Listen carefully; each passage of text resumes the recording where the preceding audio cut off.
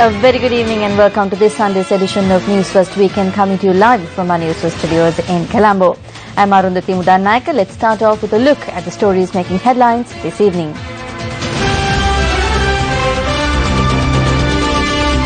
Language should be the voice of humanity and should not be used to create division among people. Statement by the President.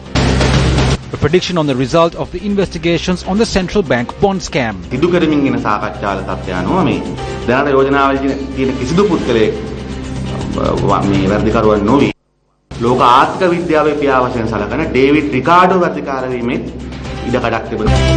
Four killed in a shooting in Mattakulya. Central bank maintains silence over the former chairman of the Lanka Bank.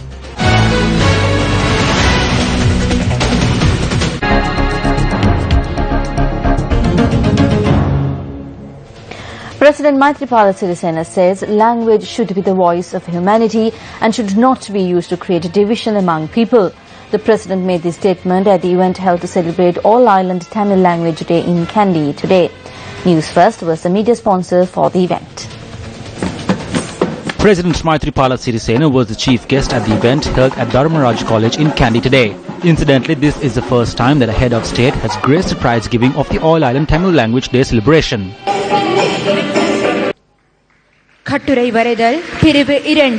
The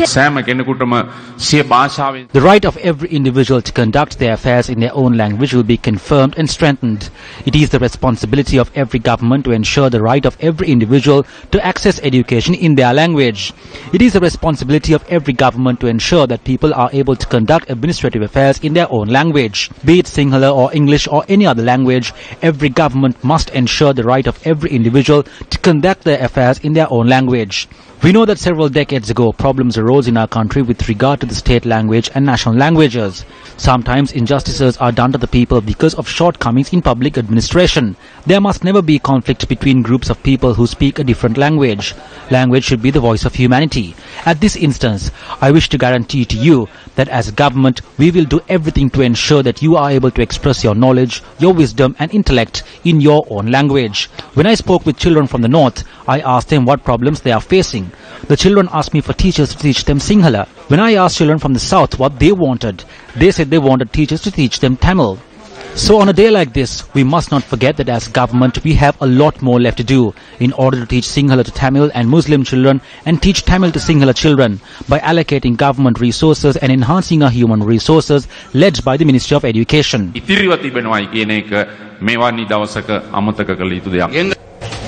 JVP MP Bima Ratnayaka, one of the members of the Committee on Public Enterprises or COPE, claims that an attempt is underway to misdirect the true situation regarding the controversial central bank bond issue.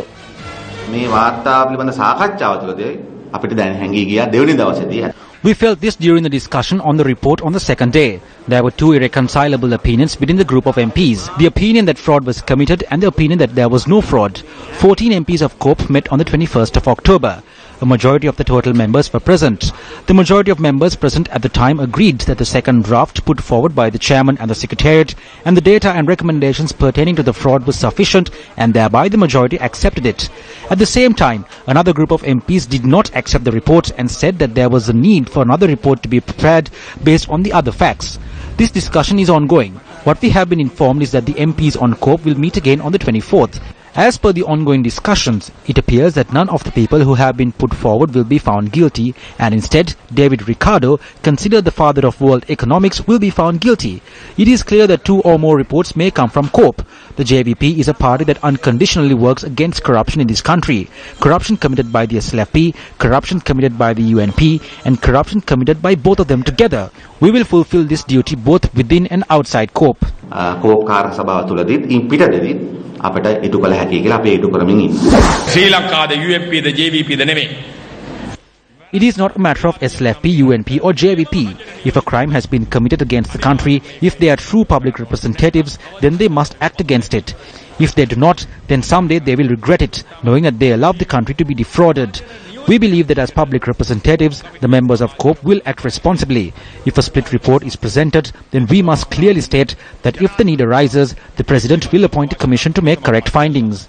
නිවැරදි සොයා ගැනීමක් කරයි කියන එකත් අපි පැහැදිලිව සඳහන් කරන්න කැමතියි. අපි වාර්තා සම්බන්ධව කෝප් කමිටුවේ ඉන්න හැමෝගෙම ඉල්ලනවා. We call on everyone in COPE not to allow public faith in COPE to deteriorate based on this report. A crime has been committed. Expose it correctly. Do not prepare to draft reports within your political agenda. Do not put forward various unwarranted ideas. It is very clear to the people that a crime has been committed here. When considering Arjun Aloysius' profits, we see that last year the profit was 5.2 billion rupees. The year before that, Arjun Aloysius was third in terms of profits. It is impossible for him to have come first with such a massive margin between him and the companies which was second and third. Where did the 5.2 billion come from? That is very clear. Fraud was committed. It is their responsibility now to expose this corruption and seize the funds. Do not attempt to flee. Meanwhile, various views and criticisms are being expressed on the COPE report on the bond issue in the political arena. I was in COPE until last year. We may have differences between us, but eventually, when the report is presented, it must be drafted with the people in mind. COPE is made up of representatives of all the parties in parliament. They are appointed in order to do the necessary duty. I believe that everyone there will do what is right. If a crime has been committed, I must mention that the President especially will not let such crimes go on. The President and the Prime Minister have a responsibility to do what is right by the country. No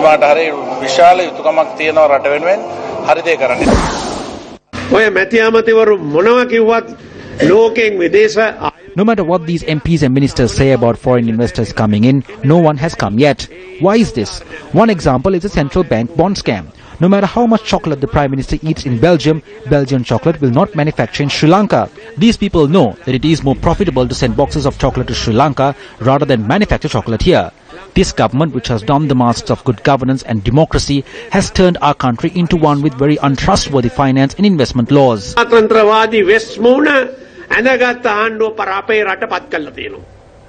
The project to provide access to clean drinking water to the people of Singapura, Pulanarua, which commenced on the 20th of August under the Gammatha 100 Day Initiative, was declared open today.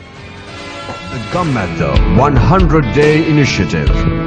With the people, for the people. The villagers of Singapura, Pulanarua lacked a basic necessity: water. These villagers were forced to toil on a daily basis in their search for clean drinking water. Today, under the Gammatha 100 Day Initiative, the plight of these people, including children of the Singapura Gamanu Vihara, Dhamma School and Preschool, was eased to a great extent. Dr. Prakash Priyadarshan and MU Ayuvardhana provided financial assistance for the project.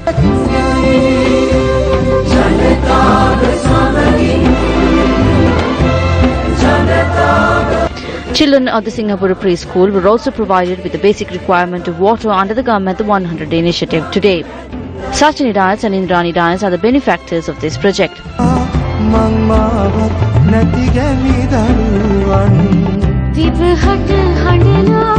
Construction of the Buddha shrine at Gamanu Vihara also commenced in line with the Gammatha 100 Day Initiative. The distribution of books and a tree planting campaign also got underway parallel to the opening of the clean drinking water project. From the time I was born, we drank brackish water. Those at Sirasa have done us a great service by giving us clean water. The service rendered by Sirasa to help nurture a healthier younger generation in Singapore within this short time span is indeed praiseworthy.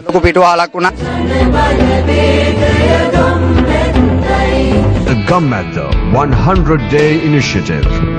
With the people, for the people. 4 people were killed in a shooting which took place in the Mattakuli area earlier this evening.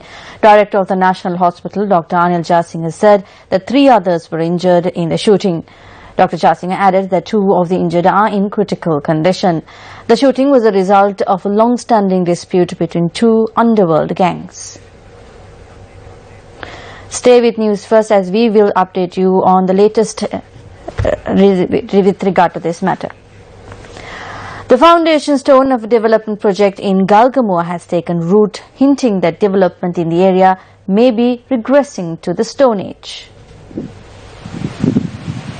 The foundation stone and a commemorative plaque were placed here on the 8th of August for the Upper Giribaba Reservoir renovation project in Galgamuwa. Authorities only turned their attention towards the need to renovate this reservoir after a lapse of 20 years.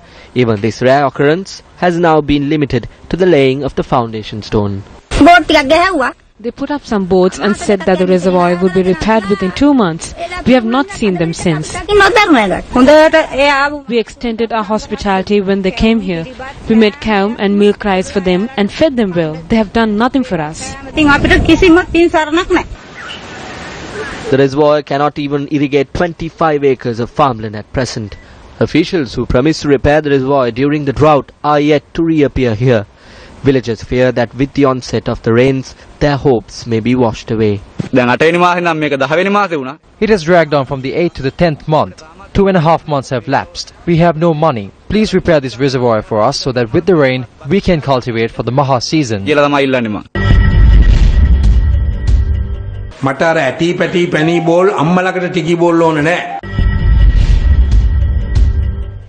With one of our headline-making stories, up next is our investigative journalism segment, Action TV.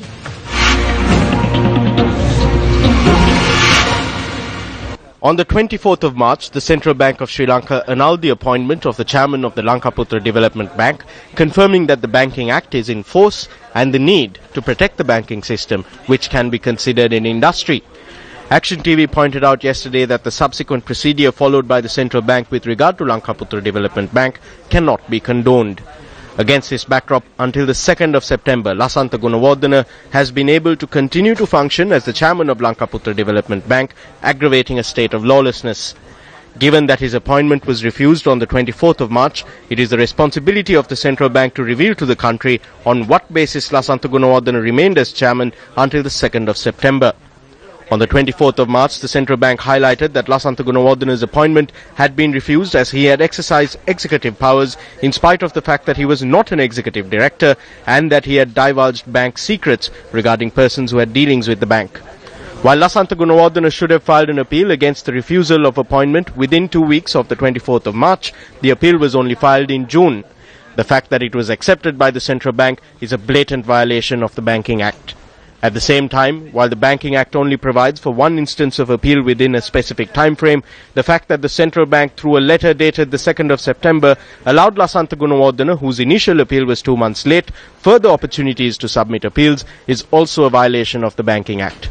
The Central Bank, which made the right decision at first and followed it up with wrong decisions, made the right decision again with regard to Lankaputra Development Bank on Friday. On Friday, the Central Bank, having considered Lasantha Gunawardena's appeal, noted that he is not qualified to continue to hold the position of chairman of Lankaputra Development Bank. However, within a few hours of this announcement, the meeting of the Board of Directors of Lankaputra Development Bank, scheduled later on Friday, was cancelled by a written notice from Lasantha Gunawardena, which has no legal basis. In the notice, Lasantha Gunawardena notes that while he has been removed from the position of chairman, he is still a member of the Board of Directors.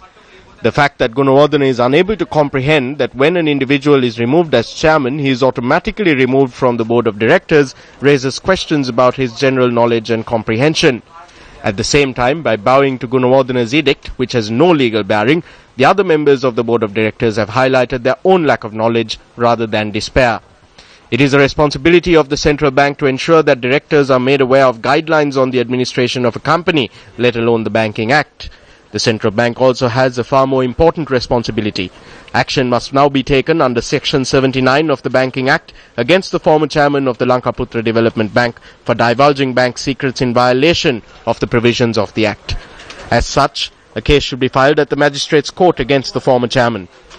Notwithstanding having violated the Banking Act, the former chairman of the Lankaputra Development Bank also acted to reduce the bank to a retailer. Action TV will divulge more information on this in the near future.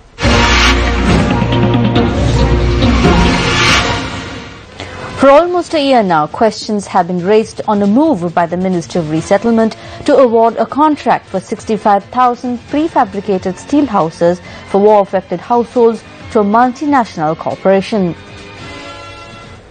Issuing a statement today, a group of concerned citizens involved in the sphere of housing note that recent media reports suggest the government has decided to re-tender the project entirely, breaking it up into smaller components. The group notes that if confirmed, this move is belated but necessary and would be meaningful and welcome only if the re-tendered project is redesigned so as to be rooted in principles of equity, community ownership, participation and social mobilization and strengthen communities and the local economy. The group calls on the government to expedite the process of retendering, but to do so in an unbiased and transparent manner that is in strict conformity with the procedures prescribed. Bringing an end to a prolonged period of silence, former Minister Mervyn Silva convened a media briefing at his residence in Narayanpeta today. I struck where I needed to back then. I will even strike where I need to today and even tomorrow. I suspect that as the main reason to why I did not get a nomination, or it may even be for something I am not aware of. I challenge those people in these gangs to come contest under the new electoral system. What the ministers and other groups and gangs say is irrelevant to me. මගේ ප්‍රකාශනයක් මේක. මට අර ඇටි පැටි පැණි ball අම්මලකට ටිකි ball ඕනේ නැහැ. මේ අරුත් චන්ද්‍රක්‍රමයේ එනවනම් What I am saying is that I will come to any position under the new electoral system. ඒ මට වලකපුව එකකට එන්න කියන්නේ චන්දිල්ලන්න මාත් එක්ක. මම දන්නේ නැහැ ඒක. මට ওই නංගන් අවශ්‍ය නැහැ. මම කාගවත් නංගන් කියන්නේ නැහැ. Police say that 2 members of the State Intelligence Service have been assaulted during the staging of a robbery carried out by an as yet unidentified group at the Chunnakam junction in Jaffna. Police noted that the intelligence personnel sustained lacerations in the incident. A senior police officer in charge of the northern province said the officers were injured during the staging of a robbery at a shop at the Chunnakam junction by an unidentified group. Deputy Director of the Jaffna Teaching Hospital, Dr. Sri Bhavananda Raja, told Newsfirst that the 2 intelligence officers were admitted to the Telipale Hospital and were later transferred to the Jaffna Teaching Hospital. Dr. Bhavananda Raja went on to know that both officers are not in critical condition. A group of employees of the Ceylon Electricity Board engaged in a protest on the 2nd floor of the head office of the CEB, demanding promotions. The group commenced their protest in the corridor of the CEB head office on Friday. They are unable to come down as the building has been locked down while the protest was ongoing.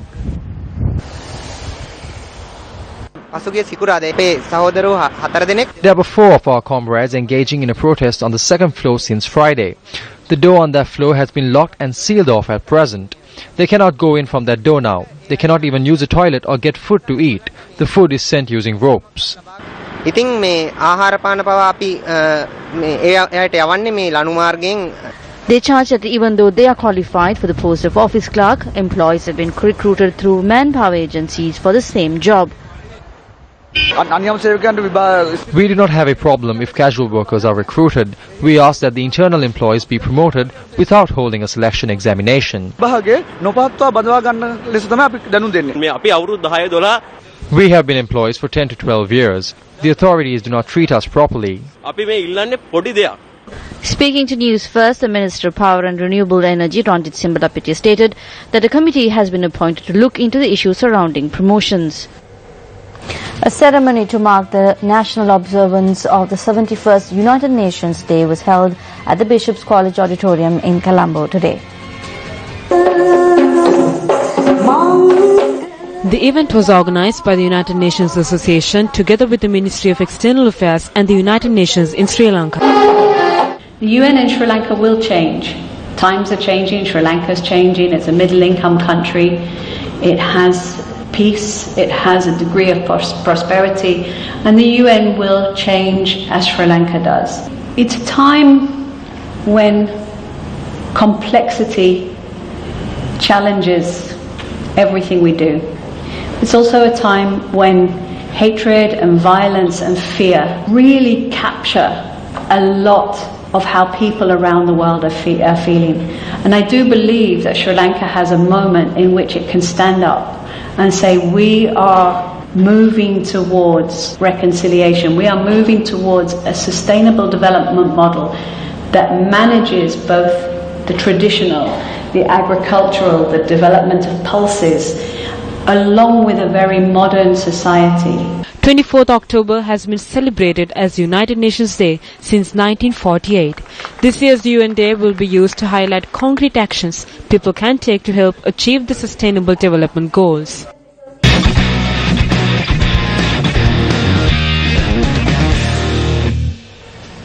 And in sports news this evening, left-arm spinner Ranga Neherath has been named captain of the Sri Lanka squad to face Zimbabwe in the upcoming Test series.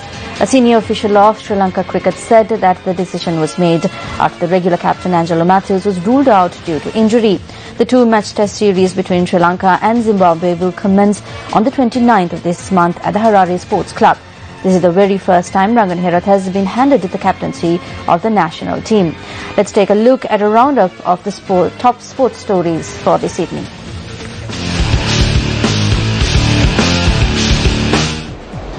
Sri Lanka's Tarindu Udayanta emerged victorious in the men's category of the 5-kilometer open water swimming event at the South Asian Aquatic Championship. The open water swimming event got underway at Golf Face in Colombo this morning. India had won the 2.5-kilometer women's event while Sri Lanka claimed third place. Athletes at the 47th Sir John Talbot Junior Athletics Championship set 7 new tournament records on day 2. Tournament records for the under-14 girls discus throw, under-15 girls shot put, under-14 boys long jump, under-15 boys 200 meters, under-14 boys 200 meters and the boys and girls 80-meter hurdles were broken today. Over 6,000 young athletes are participating in the championship, which is being held at the Mahaveli grounds in Ambilipitia and is organized by the Sri Lankan Schools Athletics Association.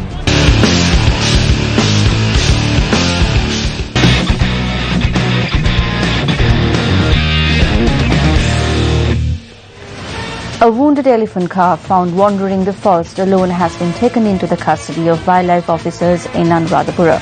The officers faced some trouble when attempting to treat the calf for its injuries. In a time when we constantly speak of the human-elephant conflict, we hope these images will help provide some context. Take care and good night.